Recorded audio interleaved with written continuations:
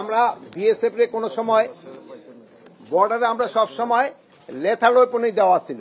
ওই যে আপনারা অনেকে জানেন বিজিবি কেন তারা সাউন্ড গ্রেনেড মারে নাই বা কেন টিয়ার শেল মারে নাই বা এইগুলি তো বিজিবির কাছে নাই, যেহেতু বিজিবির কাছে তো সব লেথাল ওয়েপন, এই জন্য তো ওইটা তো তারা মারতে পারে নাই। এই জন্য আমরা তাদের এখনো পারমিশন দিয়ে দিয়েছি এবং খুব তাড়াতাড়ি এই জিনিসগুলি ক্রয় করা হবে। আর যেগুলি এই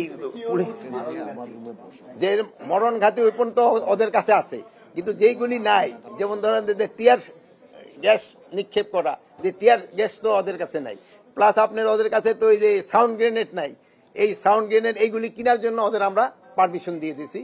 যেটা নিয়ে আপনারা দেখছেন যে চাঁপাইনবাবগঞ্জে বিএসএফ এর কাছে আছে, কিন্তু আমাদের বিজিবির কাছে নাই। বিজিবির কাছে আছে হলো সব লেথাল ওয়েপন, এগুলি আমরা এদের অনুমতি দিয়ে দিছি ক্রয় করার জন্য।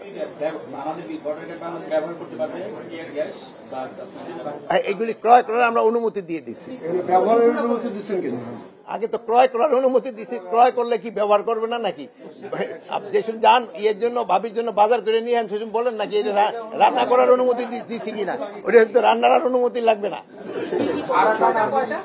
কয়টা এটা পরিমাণ তো আর মানে সবকিছু মানে লেথাল ওয়েপন আগে ছিল, আনলেথাল যেগুলি আছে ওইগুলি।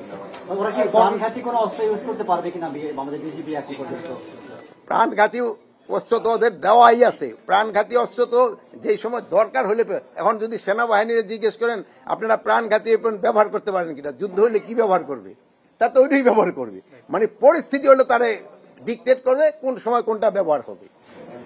কি অবস্থা এখন সীমান্তের অবস্থা এখন মোটামুটি স্টেবল অবস্থায় আছে, কোন রকমের বড় ধরনের কোন সমস্যা নেই।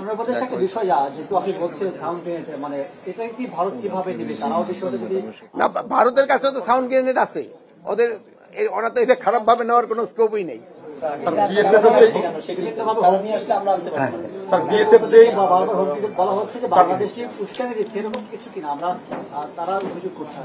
এখন তো তারা অভিযোগ করছে, আমরা উস্কানি দিচ্ছি, আমরা অভিযোগ করতেছি, ওরা উস্কানি দিচ্ছে। এটা তো বর্ডারের ব্যবস্থা।